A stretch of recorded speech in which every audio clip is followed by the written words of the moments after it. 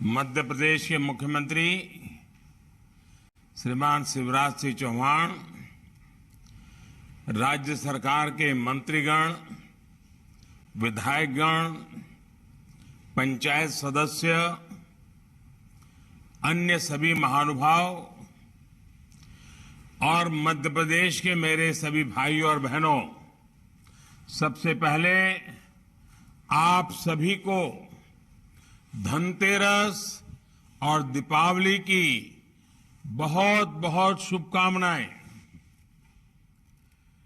धनतेरस और दीपावली का ये अवसर ऐसा होता है जब हम नई शुरुआत करते हैं, घर में नया रंग रोगान करते हैं, नए बर्तन लाते हैं, कुछ न कुछ नया जोड़ते हैं, नए संकल्प भी लेते हैं। नई शुरुआत करने से हम जिंदगी में नयापन भर देते हैं, सुख और समृद्धि के लिए एक नया द्वार खोल जाता है। आज मध्य प्रदेश के 4.5 लाख गरीब बहनों और भाइयों के लिए नए जीवन की शुरुआत हो रही है। आज ये सभी साथी अपने नए और पक्के घर में गृह प्रवेश कर रहे हैं।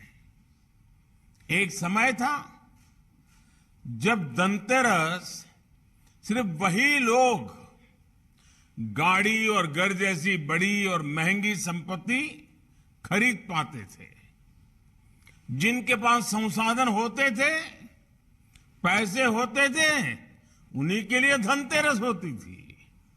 लेकिन आज देखिए, देश का गरीब भी धनतेरस पर गृह प्रवेश कर रहा है। मैं मध्य प्रदेश की उन लाखों बहनों को आज विशेष बधाई देता हूं जो आज अपने घर की मालकिन बनी है और लाखों रुपयों के बने घर आपको लखपति बना दिया है। भाइयों और बहनों, मैं तकनीक के माध्यम से सामने बैठे असीम आकांक्षाओं से भरे अनगिनत लोगों को देख पा रहा हूं। पहले आकांक्षाएं, ये सपने सामने आते ही नहीं थे, क्योंकि बिना घर के ये संभावनाएं दब जाती थी, छिप जाती थी, मुरझा जाती थी।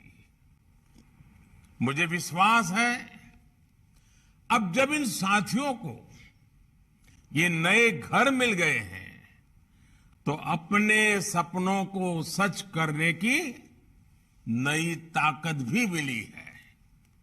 इसलिए ये आज का दिन सिर्फ गृह प्रवेश का नहीं है, बल्कि घर में खुशियां, घर में नए संकल्प, नए सपने, नया उमंग, नया भाग्य, उसमें प्रवेश का भी है। ये हमारी सरकार का सौभाग्य है कि बीते 8 वर्षों में वो पीएम आवास योजना के तहत 3.5 करोड़ गरीब परिवारों की जिंदगी का सबसे बड़ा सपना पूरा कर पाई है। और ऐसा नहीं है हमने ऐसे ही घर बनाकर दे दिए, 4 दीवारें खड़ी करके दे दिए। हमारी सरकार गरीबों को समर्पित है, गरीबों की है। इसलिए गरीब की इच्छा, उसके मन, उसकी जरूरतों को सबसे ज्यादा समझती है। हमारी सरकार जो घर देती है ना, उसमें बाकी सुविधाएं भी साथ होती हैं। शौचालय हो, बिजली हो, पानी हो, गैस हो, सरकार की अलग अलग योजनाएं प्रधानमंत्री आवास योजना के इस करोड़ों घरों को संपूर्ण बनाती है। साथियों, आपसे बात करते हुए मुझे पहले की स्थिति भी याद आ रही है। पहले अगर घर गरीबों के लिए घोषित होता भी था तो उसको टॉयलेट अलग बनाना पड़ता था। बिजली, पानी और गैस के कनेक्शन के लिए अलग अलग सरकारी दफ्तरों के कई कई बार चक्कर लगाने पड़ते थे। पहले की सरकारों में इस पूरी प्रक्रिया को पूरा करने के लिए गरीब को कई दफ्तरों में रिश्वत भी देनी पड़ती थी। यही नहीं, पहले गरीबों के नाम पर घरों की घोषणा तो हो जाती थी, फिर सरकार बनाती थी कि इस तरह का घर बनेगा, वही हुक्म करती थी, वही नक्शा दे देती थी। यहां से ही सामान लेना है, यही सामान लेना है। जिसको उस घर में रहना है, अरे उसकी कोई पसंद होती है, नापसंद होती है, उसकी अपनी सामाजिक परंपराएं होती है, उसका अपना रहन सहन होता है, उसकी कोई पूछताछ ही नहीं होती थी। यही कारण है कि पहले जो थोड़े बहुत घर बनते भी थे, उनमें से बहुत सारों में कभी गृह प्रवेश ही नहीं हो पाता था। लेकिन हमने ये आजादी घर की मालकिन को घर के मालिक को दे दी। इसलिए आज पीएम आवास योजना बहुत बड़े सामाजिक आर्थिक बदलाव का माध्यम बन रही है। भाइयों और बहनों, अक्सर हम देखते हैं कि एक पीढ़ी अपनी अर्जित की हुई संपत्ति को अगली पीढ़ी को सौंपती है। हमारे यहां पहले की सरकारों की गलत नीतियों की वजह से लोगों को मजबूरी में आवासहीनता भी अगली पीढ़ी को सौंपनी पड़ती थी। और जो संतान पीढ़ियों के इस कुचक्र को तोड़ती थी, उसका बहुत गुणगान होता था, गौरवगान होता था। मेरा सौभाग्य है कि देश के सेवक के तौर पर, देश की करोड़ों माताओं की संतान के तौर पर मुझे अपने करोड़ों गरीब परिवारों को इस कुचक्र से बाहर निकालने का मौका मिला है। हमारी सरकार हर गरीब को अपनी पक्की छत देने के लिए दिन रात काम कर रही है। इसलिए आज इतनी बड़ी संख्या में ये घर बन रहे हैं। मध्य प्रदेश में भी पीएम आवास योजना के तहत करीब 30 लाख घर बनाए जा चुके हैं। अभी 9-10 लाख घरों पर काम चल रहा है। साथियों, लाखों बनते हुए घर देश के कोने कोने में रोजगार के अवसर भी बना रहे हैं। आज सुबह जब मैं रोजगार मेले के कार्यक्रम में था तो मैंने खास कहा था कि मैं शाम को ये गृह प्रवेश कार्यक्रम में जाने वाला हूं और उसके साथ भी रोजगार कैसे जुड़ा है वो मैं पूरा बताने वाला हूं। साथियों, आप भी जानते हैं, जब घर बनते हैं तो कंस्ट्रक्शन से जुड़ा मटेरियल जैसे ईंट, सीमेंट, रेत, बजरी, स्टील, रंग रोगन, बिजली का सामान, टॉयलेट सीट, नल पाइप, इन सब चीजों की डिमांड बढ़ती है। जब ये डिमांड बढ़ती है तो इन मटेरियल को बनाने वाली फैक्ट्रियां ज्यादा लोगों को रखती हैं, ज्यादा ट्रांसपोर्ट वालों की जरूरत पड़ती है उनको लगाती हैं। जहां ये सामान बिकता है उन दुकानों में भी लोगों को रोजगार मिलता है। और सतना से बेहतर इसको कौन समझ सकता है। सतना तो चूना पत्थर के लिए, सीमेंट के लिए भी जाना जाता है। घर बनते हैं तो सतना के सीमेंट की डिमांड भी बढ़ जाती है। घर बनाने के काम से जुड़े श्रमिक, मिस्त्री, बढ़ई, प्लम्बर, पुताई, फर्नीचर बनाने वाले, उनको भी ढेर सारा काम मिलता है। मुझे बताया गया है कि मध्य प्रदेश में ही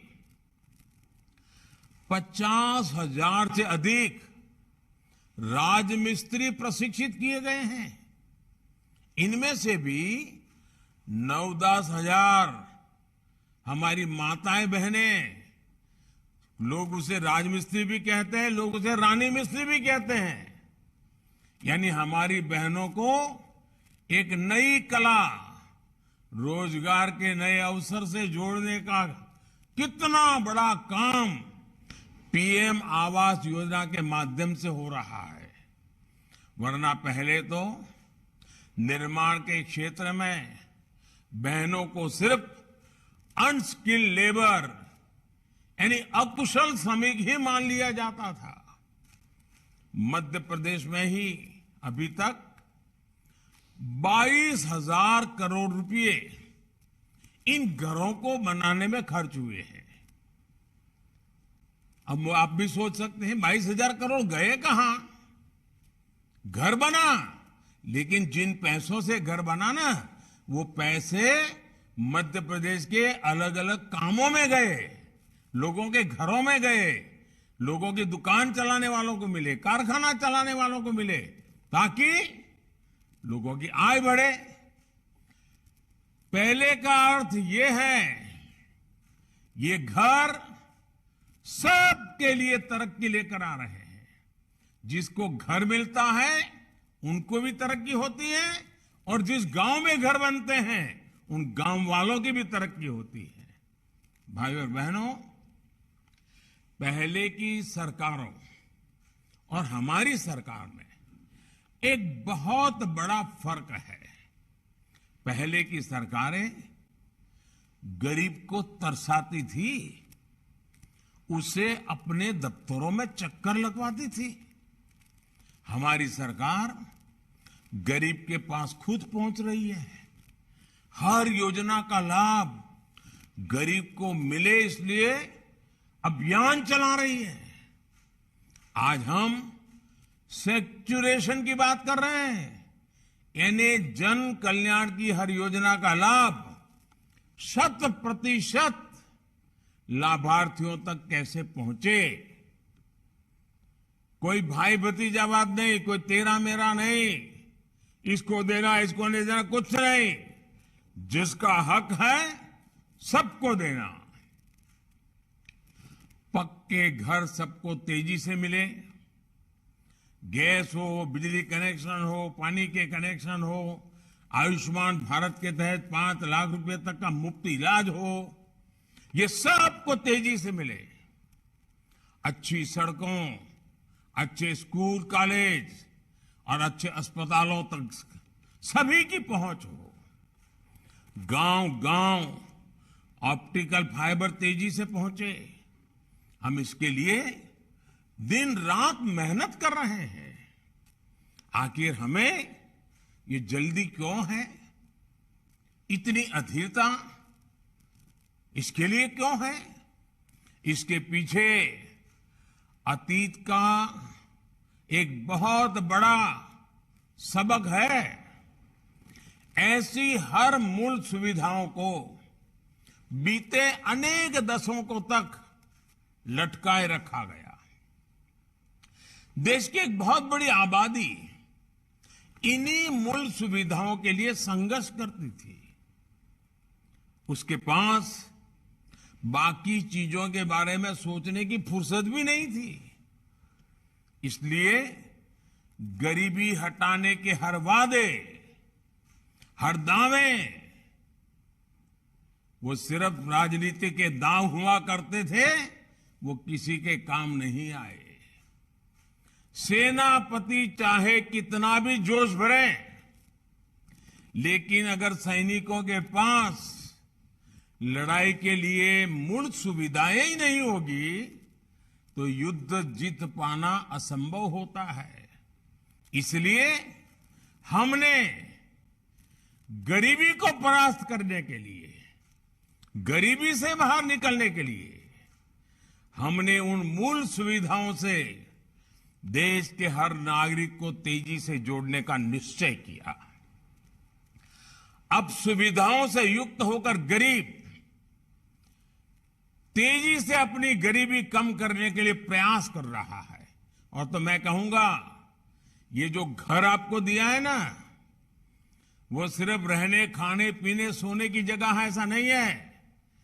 मैं तो कहता हूं ये आपका घर एक ऐसा किला है, ऐसा किला है जो गरीबी को घुसने नहीं देगा और बच्ची खुची गरीबी है उसको भी निकाल के रहेगा। ऐसा किला है आपका घर।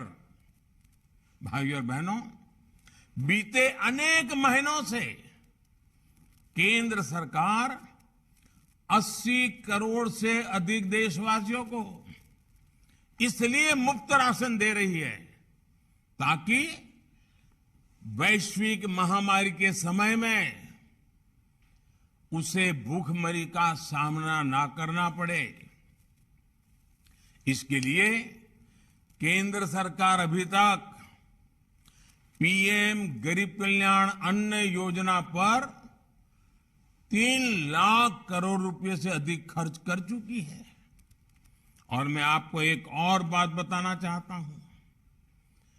जब टैक्स पेयर को लगता है, जो देश का खजाना भरते हैं, कर देते हैं, जब उसको लगता है कि उसका पैसा सही जगह खर्च हो रहा है, तो टैक्स पेयर भी खुश होता है, संतुष्ट होता है और ज्यादा टैक्स देते रहता है। आज देश के करोड़ों टैक्स पेयर को ये संतोष है कि कोरोना काल में करोड़ों लोगों का पेट भरने में मदद करके वो कितनी बड़ी सेवा का काम कर रहा है। आज जब मैं 4 लाख घर दे रहा हूं ना, हर टैक्स पेयर सोचता होगा कि चलिए मैं तो दिवाली मना रहा हूं, लेकिन मध्य प्रदेश का मेरा कोई गरीब भाई भी अच्छी दिवाली मना रहा है, उसको पक्का घर मिल रहा है, उसकी बेटी का जीवन सुख बन जाएगा। लेकिन साथियों, वही टैक्स पेयर जब ये देखता है कि उससे वसूले गए रुपयों में मुफ्त की रेवड़ी बांटी जा रही है, तो टैक्स पेयर सबसे ज्यादा दुखी होता है। आज ऐसे अनेकों टैक्स पेयर मुझे खुलकर चिट्ठी लिख रहे हैं। मुझे खुशी है कि देश में एक बड़ा वर्ग देश को रेवड़ी कल्चर से मुक्ति दिलाने के लिए कमर कस रहा है। साथियों, हमारी सरकार का लक्ष्य नागरिकों की आकांक्षाओं को पूरा करने के साथ ही इस बात का भी है कि गरीबों के, मध्यम वर्ग के पैसे बचे। आयुष्मान भारत योजना के तहत अभी तक करीब 4 करोड़ गरीब मरीज मुफ्त इलाज ले चुके हैं। इससे इन सभी परिवारों के हजारों करोड़ रुपए बचे हैं जो सरकार ने वहन किए हैं। कोरोना काल में मुफ्त टीकाकरण पर हजारों करोड़ रुपए सरकार ने खर्च किए ताकि गरीब को, मिडिल क्लास को अचानक आई इस गंभीर बीमारी की विपत्ति के कारण जेब से खर्च करना न पड़े, कर्ज करना न पड़े। पहले कोरोना आया, फिर दुनिया में लड़ाई आ गई। इससे दुनिया में से हमें आज महंगी खाद खरीदनी पड़ रही है। यूरिया, जिसके एक बैग की कीमत आज 2,000 रुपये से ज्यादा है, उसे हम किसानों को सिर्फ 266 रुपये में उपलब्ध करा रहे हैं। 2,000 रुपये की बैग 300 रुपये से भी कम रुपयों में दे देते हैं। किसानों पर बोझ ना पड़े, इसलिए इस वर्ष सरकार 2 लाख करोड़ रुपए से ज्यादा खर्च इसके पीछे कर रही है। केंद्र सरकार की पीएम किसान सम्मान निधि भी किसानों के लिए वरदान साबित हो रही है। आपने देखा होगा, कुछ दिन पहले ही जो 16,000 करोड़ रुपए उसकी जो किस्त भेजी थी, वो हर लाभार्थी किसान तक पहुंच गई, फौरन पहुंच गई, दूसरी मिनट। अभी 2 लाख करोड़ रुपए से अधिक किसानों के बैंक खाते में हमारी सरकार ने जमा कराए हैं। और ये मदद तब पहुंची है जब बुआई का समय होता है, जब खाद के लिए, दवाओं के लिए किसानों को जरूरत होती है। किसान फसल बेचते हैं तो पैसा भी अब सीधे बैंक अकाउंट में आता है। मनरेगा का पैसा भी सीधा बैंक खाते में जाता है। यहां तक कि हमारी गर्भवती माताओं को जब अच्छे खाने की सबसे अधिक जरूरत होती है, तब मातृ वंदना योजना से हजारों रुपए सीधे उन तक पहुंचते हैं। भाइयों और बहनों, ये सब कुछ अगर सरकार आज कर पा रही है तो उसके पीछे सबसे बड़ा कारण है सेवा भाव, आप सबके प्रति समर्पण। और कोई कितनी ही हमारी आलोचना करे, हम गरीबों का भले करने की राजनीतिक इच्छा शक्ति से, आपके आशीर्वाद से, समर्पण भाव से आगे बढ़ा रहे हैं। इसलिए आज इतने बड़े पैमाने पर टेक्नोलॉजी का उपयोग किया जा रहा है। जो भी नई टेक्नोलॉजी हमारे वैज्ञानिक, हमारे युवा खोजते हैं, उसका उपयोग सामान्य जन का जीवन आसान बनाने में किया जा रहा है। आज देखिए, गांव-गांव में ड्रोन से घरों के सर्वे हो रहे हैं। पहले जो काम पटवारी करते थे, रेवेन्यू डिपार्टमेंट के कर्मचारी करते थे, अब वही काम टेक्नोलॉजी से ड्रोन आकर के कर देता है। देश में पहली बार स्वामित्व योजना से गांव के घरों के नक्शे बनाए जा रहे हैं और ग्रामीणों को स्वामित्व के प्रमाण पत्र दिए जा रहे हैं, ताकि सीमा के विवाद ना हो, घर पर कोई अवैध कब्जा ना कर सके और जरूरत पड़ने पर बैंकों से लोन भी मिल सके। इसी प्रकार जब खेती में भी बड़े पैमाने पर ड्रोन के उपयोग पर बल दिया जा रहा है, किसान ड्रोन की सुविधा हो जा रही है। कुछ दिन पहले एक बहुत बड़ा कदम हमने किसानों के लिए उठाया है। देश भर में अभी जो लाखों खाद की दुकानें हैं, उनको प्रधानमंत्री किसान समृद्धि केंद्र के रूप में विकसित किया जा रहा है। अब किसानों को जरूरत का हर सामान एक ही जगह पर इन्हीं किसान केंद्रों पर मिलेगा। अनेक कृषि उपकरण यहां तक कि भविष्य से ड्रोन भी इन्हीं केंद्रों पर किराए पर उपलब्ध होंगे। यूरिया को लेकर भी बहुत बड़ा कदम उठाया है। अब कौन सी कंपनी की यूरिया लें, कौन सी न लें, इस मुश्किल से किसान को मुक्ति मिल गई है। अब हर खाद भारत नाम से ही मिलेगी। इसमें कीमत भी साफ साफ लिखी है। जितनी कीमत लिखी है उससे ज्यादा किसान को देने की जरूरत नहीं है। मुझे पूरा विश्वास है कि ऐसे प्रयासों से किसान का, गरीब का जीवन आसान होगा। हम सभी विकसित भारत के निर्माण में जुटे रहेंगे। एक बार फिर आप सभी लाभार्थियों को आपके अपने पक्के घर की बधाई देता हूं। और मैं कल्पना कर सकता हूं कितनी खुशी है आपको। खुद का घर 3-3, 4-4 पीढ़ियां गई होगी, कभी खुद के घर में दिवाली नहीं मनाई होगी।